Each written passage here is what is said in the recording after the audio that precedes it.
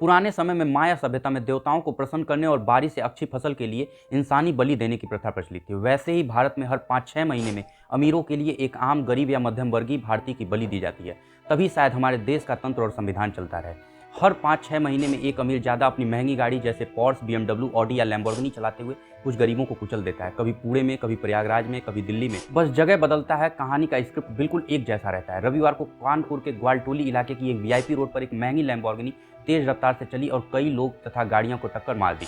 इसमें कम से कम 6 लोग घायल हुए। यह कार उसी इलाके के तंबाकू कारोबारी के बेटे शिवम मिश्रा की है। इसके बाप बड़े तंबाकू व्यापारी हैं और बेशर्मी देखिए कि शुरू में FIR अज्ञात व्यक्ति के नाम पे लिखा गया, जबकि दुनिया भर के वीडियो फुटेज इंटरनेट पर उपलब्ध है कि गाड़ी शिवम खुद चला रहा था। अब आगे जो होगा हम सबको ही पता है, या तो उससे कोई निबंध लिखवा लिया जाएगा या आउट ऑफ कोर्ट सेटलमेंट हो जाएगा। जब किसी बड़े बाप की औलाद कोई गलती करती है तो योगी जी का बुलडोजर पंचर हो जाता है या फिर ड्राइवर भाग जाता होगा। इसके वकील खुलेआम झूठ बोल रहे हैं। वकील का कहना है कि शिवम गाड़ी में मौजूद नहीं था और गाड़ी इसका ड्राइवर चला रहा था।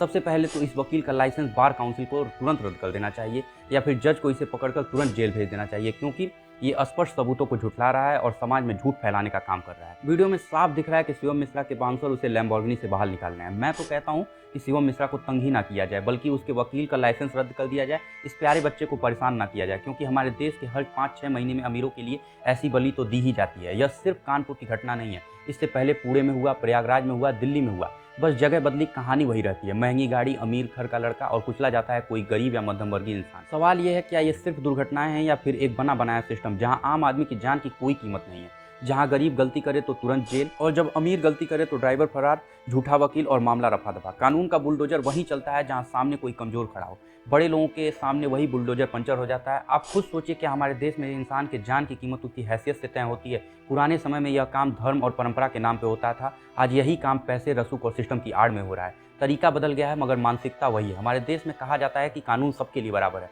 लेकिन सच्चाई यह है कि कानून की सख्ती सिर्फ गरीबों पर दिखाई देती है। जब गलती किसी आम आदमी की होती है तो धाराएं तुरंत लग जाती हैं, लेकिन जब गलती किसी अमीर घर के लड़के की होती है तो पूरा तंत्र उसे बचाने में लग जाता है। अपनी राय कमेंट में जरूर लिखिए, वीडियो को शेयर कीजिए ताकि यह सवाल ज़्यादा से ज़्यादा लोगों तक पहुंचे। मिलते हैं अगली वीडियो में। जय राम जी की।